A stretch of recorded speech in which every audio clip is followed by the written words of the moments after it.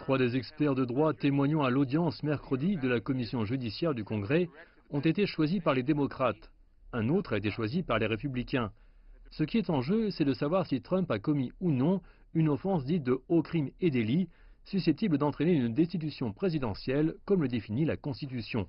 Écoutons une experte citant ses auteurs.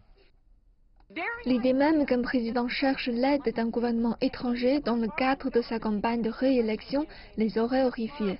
Mais en se basant sur l'enregistrement servant de preuve, c'est ce que le président Trump a fait.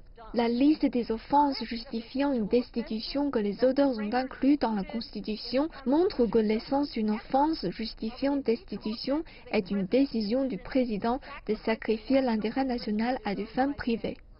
Un autre expert appelle à la prudence.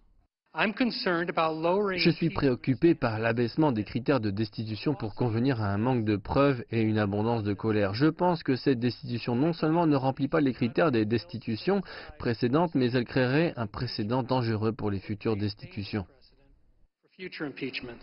L'audience de mercredi intervient à peine 24 heures après qu'un autre panel du Congrès, la Commission du renseignement du Congrès, également dirigée par les opposants démocrates, a publié un rapport de 300 pages avec ses conclusions.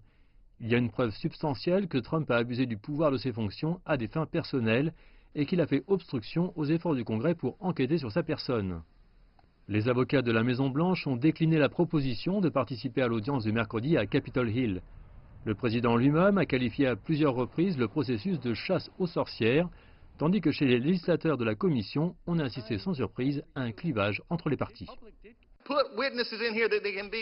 Mettre des témoins ici afin qu'ils puissent être des témoins factuels pouvant être contre-interrogés, c'est équitable et chaque procureur de ce panel le sait, c'est une mascarade.